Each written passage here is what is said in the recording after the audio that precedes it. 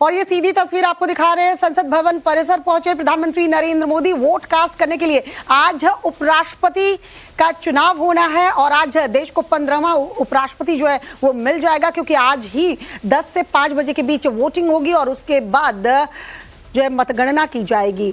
मतगणना खत्म होते ही यानी काउंटिंग जैसे ही खत्म होगी उसके बाद उम्मीदवार जो इस वक्त दो आमने सामने है उसमें से कौन जीतता है इसकी घोषणा भी कर दी जाएगी। प्रधानमंत्री नरेंद्र मोदी पहुंच चुके हैं, सबसे पहले वोट कास्ट करेंगे, उसके बाद बताया जा रहा है हिमाचल और पंजाब के जो सांसद हैं वो वोट कास्ट करेंगे और फिर ये सांसद भी अपने अपने राज्यों के लिए निकलेंगे। प्रधानमंत्री का आपको बता दूं आज पंजाब और हिमाचल का दौरा भी होना है। उसके पहले प्रधानमंत्री नरेंद्र मोदी जो है उपराष्ट्रपति चुनाव के लिए वोट कास्ट करने के लिए संसद भवन परिसर पहुंचे हैं। सीधी तस्वीर इस वक्त हम आपको दिखा रहे हैं। यहां पर अपना वोट कास्ट करने के बाद प्रधानमंत्री नरेंद्र मोदी सांसदों से मिलकर जो है पंजाब और हिमाचल के दौरे के लिए रवाना होंगे। आज पंजाब उन बाढ़ प्रभावित इलाकों का दौरा करने वाले हैं, किसानों से मुलाकात करने वाले हैं, बातचीत करने वाले हैं। उम्मीद तो ये की जा रही है कि बड़े राहत पैकेज का ऐलान किया जा सकता है। हिमाचल की भी स्थिति इस वक्त बेहद खराब है, लैंडस्लाइड की वजह से भारी तबाही हिमाचल ने भी देखी है और यही वजह है कि हिमाचल को भी उम्मीद है कि जब प्रधानमंत्री नरेंद्र मोदी वहां पहुंचेंगे, क्योंकि हवाई सर्वेक्षण वो करने वाले हैं उन इलाकों का जहां लैंडस्लाइड के बाद स्थिति बेहद दयनीय बनी हुई है, तो एक बड़े राहत पैकेज का ऐलान जो है दोनों राज्यों के लिए किया जा सकता है। उसके पहले आज का दिन काफी अहम हो जाता है, खासकर एनडीए के लिए बात करें तो, क्योंकि उपराष्ट्रपति का चुनाव होना है और एनडीए ने साफ तौर पर मैसेज दिया है। प्रधानमंत्री नरेंद्र मोदी ने क्लियर कर दिया है अपने सांसदों को कि गलती नहीं होनी चाहिए, एक भी वोट जो है वो रद्द नहीं होना चाहिए और चुनाव तो हम जीत ही रहे हैं लेकिन मार्जिन मैटर करता है।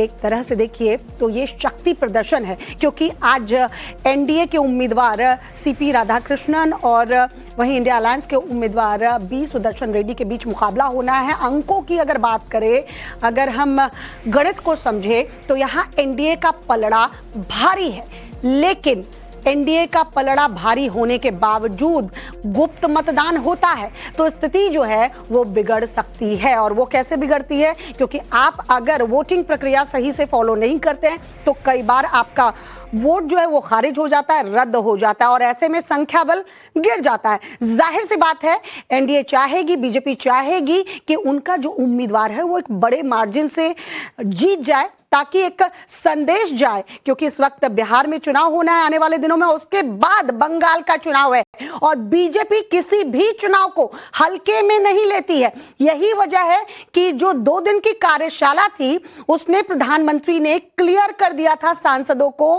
कि आप वोटिंग की प्रक्रिया को समझें, उसे फॉलो करें और उम्मीद ये की थी कि एक भी वोट रद्द नहीं होगा। हमारे साथ इस वक्त तमाम सहयोगी जो है वो ग्राउंड जीरो पर मौजूद हैं और आज कौन होगा उपराष्ट्रपति पद पर काबिज ये देखने वाली बात होगी। अमित हमारे सहयोगी इस वक्त हमारे साथ जुड़ चुके हैं, रविकांत और रंजिता ये भी इस वक्त ग्राउंड जीरो पर मौजूद है, साथ ही साथ शिवानी हमारी सहयोगी भी मौजूद है। सबसे पहले अमित आपके पास आती हुई, बहुत कॉन्फिडेंस से प्रधानमंत्री नरेंद्र मोदी संसद भवन परिसर में पहुंचते हुए सबसे पहले वोट कास्ट करेंगे, क्योंकि उन्हें आज पंजाब और हिमाचल भी जाना है। कॉन्फिडेंस तो है क्योंकि संख्या बल साथ में है, लेकिन एक मैसेज बार बार दिया जा रहा है। अमित जरा इसको समझाइए। राष्ट्रवाद की जीत हो, एक बड़ी जीत हो और ऐसे उम्मीदवार की जीत हो जो राष्ट्रवाद की बात करता हो। ये न सिर्फ प्रधानमंत्री ने ये बातें कही हैं बल्कि खुद सीपी राधाकृष्णन ने भी ये बात कही है, किरण रिजिजू ने भी ये बात कही है। इसको कैसे देखते हैं? देखिए, जब विपक्ष ने सुदर्शन रेड्डी को अपना उम्मीदवार बनाया तो उसके बाद से ही इस पूरी लड़ाई को एक तरह से विचारधारा के खिलाफ जो एक लड़ाई थी उसको उन्होंने कह दिया कि संविधान के संरक्षक की लड़ाई जो है वो एक विचारधारा के खिलाफ है। तो पूरी लड़ाई एक आरएसएस या फिर बीजेपी विचारधारा के खिलाफ खड़ी करने की कोशिश की गई और उनको दिखाया गया कि कैसे संविधान के संरक्षक के तौर पर पूर्व जज हैं उस तरह से। लेकिन बीजेपी और एनडीए की तरफ से बार बार ये कहा गया कि जो और खास करके कुछ दिन पहले जो मुलाकात होगी लालू यादव के साथ उनकी, कहीं उससे पूरे जो माहौल है उसमें विपक्ष की तरफ से के उम्मीदवार को लेकर ये सवाल जरूर खड़े किए गए कि जो संविधान के संरक्षक थे वो एक जो आरोपी है जिनको चारा घोटाला में उनको सजा की बात हो रही है उनके साथ वो खड़े नजर आ रहे हैं। जो सलवा जुडूम जो कि जो नक्सल के खिलाफ एक मुहिम शुरू हुई थी उसको खत्म करने वाले का समर्थन विपक्ष कर रही है। विपक्ष ऐसे व्यक्ति का साथ कर रही है जो कि नक्सलवाद को जो जब खत्म होने की कगार पर था, एक मुहिम पूरी रफ्तार पर थी, उस वक्त पर उसको रोक दिया गया उस पूरी मुहिम को। तो ये एक देखिए ये कॉन्फिडेंस तो है क्योंकि जीत तो उनकी होनी है, लेकिन लड़ाई जिस तरह से विपक्ष एकजुट होकर इंडी गठबंधन जो है पूरा एक साथ करीब 324 आंकड़े उनके पास है, वो हार रहे हैं उनको भी पता है, लेकिन लड़ाई को दिलचस्प बनाने की पूरी कोशिश है। पूर्व जज को उतारने का मकसद यही था कि एक तरह से मुकाबला जो है उसको कड़ा कर दिया जाए। हार उनकी तय थी लेकिन वो वॉकओवर देना नहीं चाहते थे, तो ये एक दिलचस्प मुकाबला है और बीजेपी एनडीए ने अपने खेमे को पूरा मजबूत रखा है। 425 उनके पास थे, 11 बीआरएस के बाद 436 का आंकड़ा हो गया है। इसके अलावा करीब 16 ऐसे लोग हैं जो अलग अलग दलों के जिन्होंने अब्सटेन कर दिया। जीत उनकी तय है, लेकिन बहुत ही महत्वपूर्ण होने वाला है मतदान करने के लिए। मुझे लगता है प्रधानमंत्री वहां पर पहुंच गए होंगे मतदान, क्योंकि 10 बजे से शुरू होना है, 5 बजे तक का मतदान की पूरी प्रक्रिया चलनी है, 6 बजे से फिर मतगणना शुरू होना है।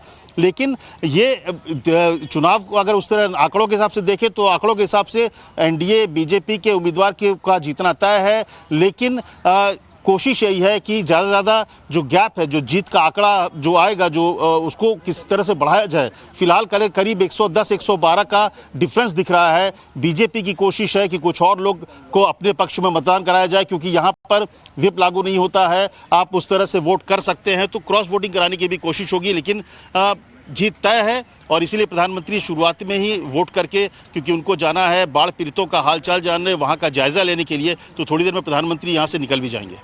बिल्कुल अमित। और रंजिता, आपके पास आते हुए, क्योंकि इस वक्त आप वोट अधिकार यात्रा में भी शामिल हुई थी और कांग्रेस भी बहुत कॉन्फिडेंस है, हालांकि कांग्रेस को भी पता है संख्या बल उनके साथ नहीं है, लेकिन जैसा कि अमित बता रहे थे कि व्हिप जारी नहीं हो सकता है, गुप्त मतदान होता है, तो ऐसे में क्या कुछ खेल हो सकता है? कांग्रेस को उम्मीद क्या है? कैसे कह रही है कांग्रेस या इंडिया अलायंस कि हम जीत सकते हैं?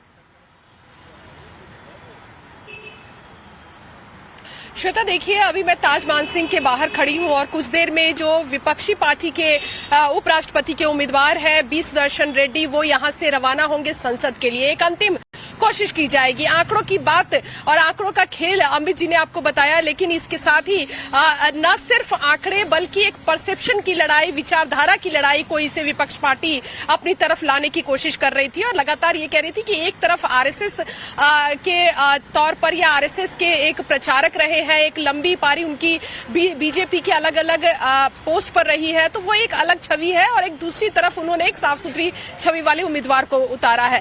क्रॉस वोटिंग की जहां तक बात की जाए, कांग्रेस को और विपक्षी पार्टी जो है वो अपने आप को इंटैक्ट मान रही है। उनका कहना है कि उनकी तरफ से कोई भी सांसद क्रॉस वोटिंग नहीं करेगा, इसकी पूरी कोशिश की गई है।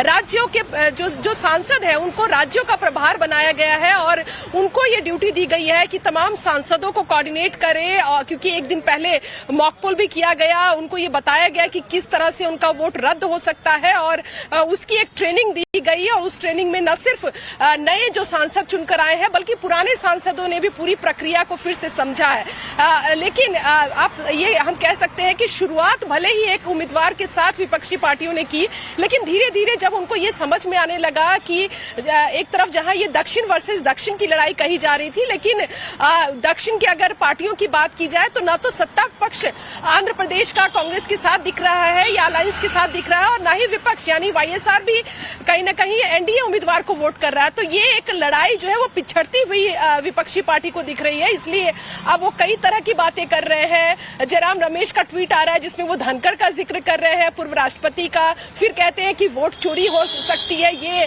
नासिर हुसैन कह रहे हैं। क्रॉस वोटिंग की बात अगर कही जा रही है बीजेपी की तरफ से तो कह रहे हैं तो ये तो वोट चोरी तो पहले भी करते रहे हैं और आज भी उपराष्ट्रपति के चुनाव में करेंगे। तो एक हारी हुई बाजी भले ही विपक्षी पार्टी खेल रही है, लेकिन उत्साह और कॉन्फिडेंस जो है वो कहीं ना कहीं कह सकते हैं रंजिता कि मजेदार बना दिया है, इस चुनाव को मजेदार बना दिया है। अगर अपना कैंडिडेट इंडिया अलायंस खड़ी नहीं करती तो सीधे तौर पर सीपी राधाकृष्णन जी जाते। अभी तक आंकड़े तो यही कह रहे हैं कि जीत निश्चित है, लेकिन जब तक अनाउंसमेंट ना हो जाए और वोटिंग की प्रक्रिया।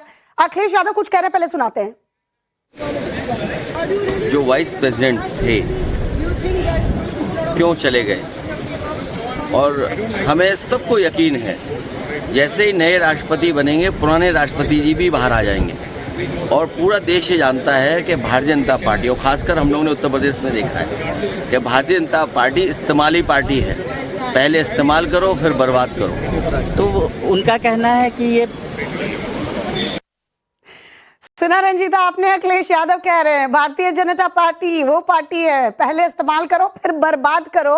यहाँ जगदीप धनखड़ का मुद्दा जो आप कह रही थी उठा लिया गया है, यानी अपनी हार देख रहे हैं और पहले से ही हार मान गए, तो अब डाइवर्ट करने की कोशिश की जा रही है। रंजीता, निश्चित तौर पर देखिए यही स्ट्रैटेजी अब विपक्षी पार्टी अपना रही है। कभी वोट चोरी कह रहे हैं, कभी कह रहे हैं कि जिन पार्टियों ने एब्सटेन किया उन पार्टियों को हमने भी रीच आउट किया था, और पहले उन्होंने कहा कि हम सोचकर आपको फैसला बताएंगे, बाद में एब्सटेन कर रहे हैं। तो ये बीजेपी का दबाव है, कई पार्टियों को वो पुराने फाइल खोलने की धमकी दे रही है, ये कांग्रेस के नेता कह रहे हैं। सांसद यहाँ तक कह रहे हैं कि क्रॉस वोटिंग की बात अगर बीजेपी कर रही है तो इसका मतलब कि वो नेताओं से उनकी पुरानी फाइलें खुलवा रहे हैं, उन पर ईडी सीबीआई लगाएंगे, इस तरह की धमकी दी जा रही है। लेकिन रंजीता, यहाँ ये सारी बातें बेईमानी हो जाती हैं, मुझे नहीं लगता, क्योंकि संख्या बल कुछ और कह रहा है और आप तमाम ये बातें कह रहे हैं, और अब वापस से आप पहुंच गए हैं एक्स वाइस प्रेसिडेंट की बात पर। जगदीप धनखड़ क्यों गए, ये सवाल फिर से इस वक्त जब आप अपना कैंडिडेट उतार चुके हैं। रविकांत, जरा ये बताइए, नंबर गेम सबको दिख रहा है, खुद इंडिया अलायंस को भी दिख रहा है, ऐसे में जगदीप धनखड़ का मुद्दा उठाना, हालांकि सवाल तो ये बनता है क्योंकि जिस तरह से वो गए, जिस तरह से इस्तीफा दिया और तुरंत स्वीकार भी कर लिया गया, उस वक्त अंदर खाने सब कुछ ठीक नहीं है ये कहा जा रहा था। तो क्या लगता है कि कहीं ना कहीं इस मुद्दे पर बीजेपी या एनडीए बैकफुट पर तो है?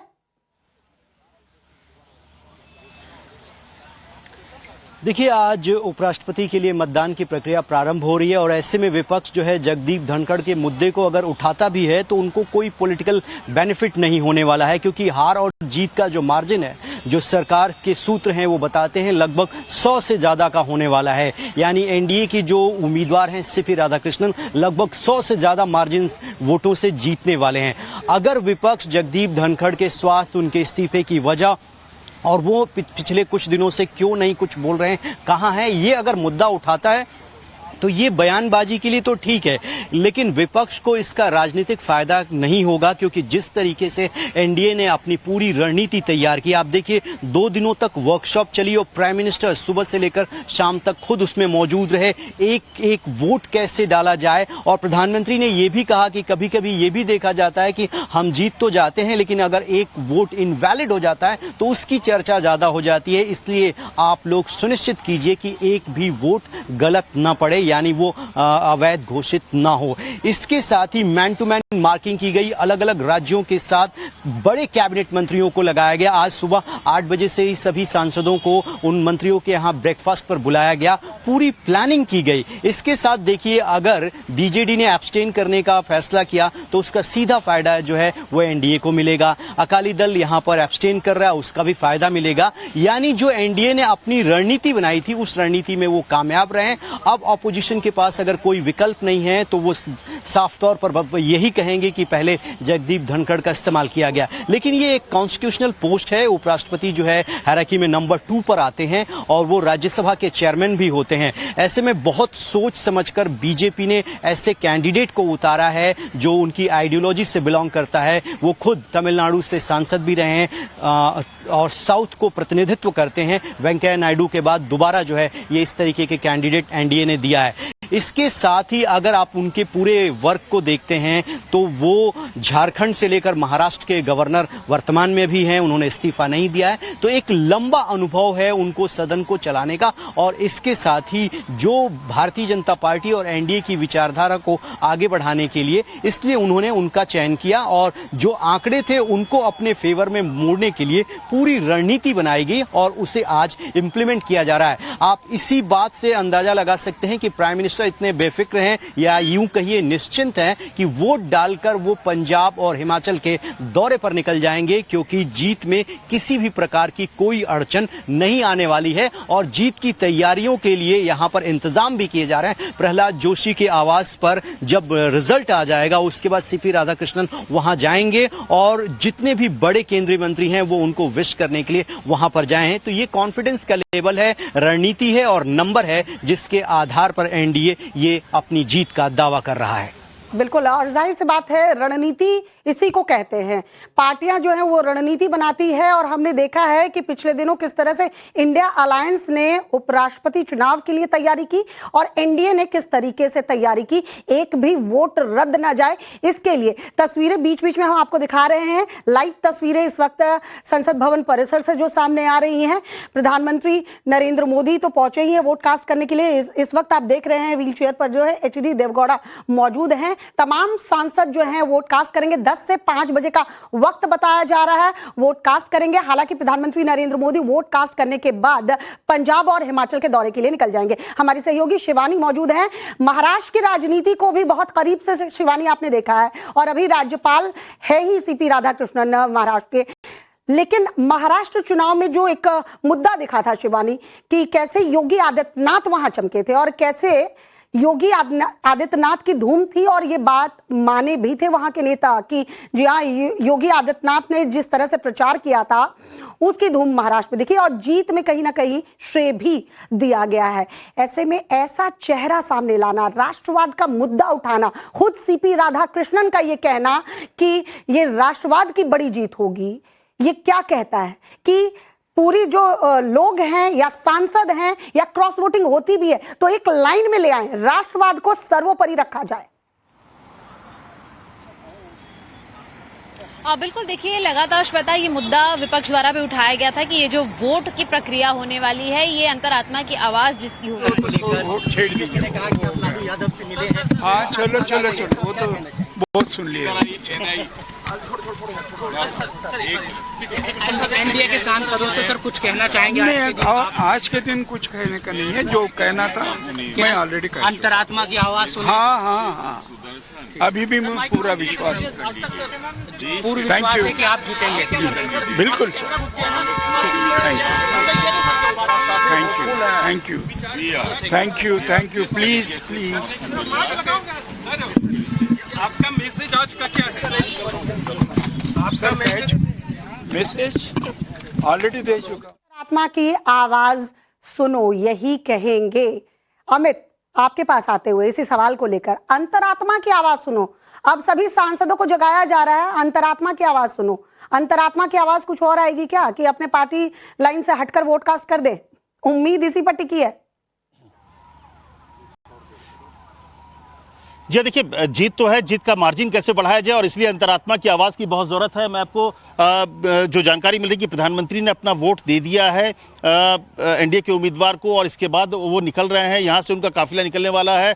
यहाँ पे पूरी तरह से बैरिकेटिंग लगा दी गई है। जो गाड़ियाँ आ रही थी, आवाजाही जो कर रही थी, उन सारे जो कई सांसद आ रहे थे वोट देने के लिए, उनको रोक दिया गया है। देखिए, अंतरात्मा की आवाज़ बहुत ही इंपॉर्टेंट चीज़ है। ये जो सदन में और कई जगह में आप देखते होंगे जब वोटिंग होती है तो उस वक्त ये कहा जाता है कि आपने अंतरात्मा की आवाज़, जो क्रॉस वोटिंग जब वोट होता है तो उसको अंतरात्मा की आवाज़ का रूप दिया जाता है कि उनको लगता है कि इस व्यक्ति को वोट देना चाहिए और मेरे अंदर से आवाज़ आई। तो दिलचस्प है, तो खास करके सदन के भीतर वोटिंग के दौरान इसको देखा गया और कई बार देखा गया है जब आखिरी मिनट में अंतरात्मा ने बदलाव कर देता है और आदमी अपनी पार्टी लाइन से बाहर निकल जाती है। और मुझे लगता है कि इस बार भी बीजेपी को उम्मीद है कि कुछ लोग होंगे जो कि अंतरात्मा की आवाज़ के साथ एनडीए के समर्थन करेंगे, भले वो एनडीए गठबंधन के साथ खड़े हों। तो अब देखिए, यहाँ पर प्रधानमंत्री का काफिला निकल रहा है। मैं एक बार आपको दिखाना चाहूँगा। यहाँ पे देखिए, ये जो गाड़ियों का काफिला अभी शुरू हुआ, पीएम अब संसद भवन परिसर से निकल रहे हैं। यहाँ से निकलकर वो सीधे उनको हिमाचल के लिए पहले जाना है, वो हिमाचल जाएंगे, वहाँ पर एरियल सर्वे करेंगे, जो वहाँ पर बाढ़ और जो बादल फटने के बाद जो नुकसान हुआ है और इसके बाद वहाँ से वो पंजाब जाएंगे, गुरदासपुर। तो ये देखिए गाड़ियों का काफिला। प्रधानमंत्री नरेंद्र मोदी उपराष्ट्रपति चुनाव में जो मतदान है वो देने के बाद निकल रहे हैं। देखिए आगे सीट पे बैठे भी हुए हैं। अगर आप देखना चाहेंगे, देखिए फ्रंट सीट पे बैठ के वो निकल रहे हैं, उनका काफिला निकला। तो प्रधानमंत्री मोदी ने शुरुआत में ही वोट किया और वोट करने के बाद वो रवाना हो गए हैं और अब जो तमाम सांसद हैं वो धीरे धीरे वोट करेंगे। हरियाणा के जो बीजेपी के सांसद थे उनके ग्रुप के साथ वो गए थे प्रधानमंत्री वोट करने के लिए। तो ये दिलचस्प हो गया। देखिए वॉकओवर राजनीति में बहुत महत्वपूर्ण होता है कि विपक्ष पार्टी जो होती है वो हार जानती है लेकिन वॉकओवर सामने वाले को देती नहीं है। और इसी बहाने कोशिश थी इंडी गठबंधन को कि विपक्षी जो एकता है उसको जोड़ा जाए। लेकिन जो रणनीति बीजेपी की रही, एनडीए की रही कि छोटे छोटे दलों को उन्होंने या तो अपने पक्ष में लाया, जैसे वाईएसआर कांग्रेस ने बीजेपी को, एनडीए के उम्मीदवार को वोट किया, और नहीं तो जैसे अकाली दल हैं, बीआरएस हैं, जो बीजू जनता दल है, बीजेडी है, वो अब्सटेन कर गए। यहाँ तक कि जो पंजाब के जो दो अमृतपाल और उनके साथ दो सांसद हैं उन लोगों ने भी अब्सटेन कर दिया। तो ये एक रणनीति की तहत थी और इसके लिए बाकायदा आप जैसे कि रवि ने भी बताया कि प्रधानमंत्री खुद 2 दिन कार्यशाला में बैठे रहे। ये दिखाता है कि प्रधानमंत्री होने के बावजूद नरेंद्र मोदी, क्योंकि वो संगठन से जुड़े हैं, संगठन से आते हैं, तो उनको इस बात की अहमियत का पता है कि जब इस तरह कार्यशाला होती है तो उसकी क्या अहमियत होती है, उस वक्त जो चीज़ें बताई जाती है वो कितनी ज़रूरी होती है। और उनका खुद का होना बाकी सांसदों के लिए भी था कि जब प्रधानमंत्री होने के बावजूद नरेंद्र मोदी वहां मौजूद हैं, वो कार्यशाला में हिस्सा ले रहे हैं, वो चीज़ों को जान रहे हैं, और इसीलिए प्रधानमंत्री ने कहा कि एक वोट की कीमत जो है वो क्या होता है, क्योंकि मार्जिन है, कोशिश यही है कि बड़े मार्जिन से जीते। तो परसेप्शन की लड़ाई, भले ही एक विचारधारा बनाम संविधान को बना दिया गया हो, लेकिन इस परसेप्शन की लड़ाई, और भले ही अब धनखड़ का नाम ले रहे हो, लेकिन धनखड़ की बात और सब कुछ पीछे छूट गई है। मार्जिन कैसे बढ़ा हो उस पर है, और अपने एक एक वोट जो एनडीए का 425 है वो पूरे वोट पड़े जाएं। उनके सहयोगी जो उनको समर्थन दे रहे हैं, बीआरएस का, वाईएसआर का पूरा वोट पड़ते ही 436 हो जाता है। और इसके बाद अब नज़र होगी कि अंतरात्मा के नाम पर कौन कौन जो विपक्षी दलों के हैं जो अंतरात्मा के नाम पर एनडीए के उम्मीदवार को समर्थन करते हैं।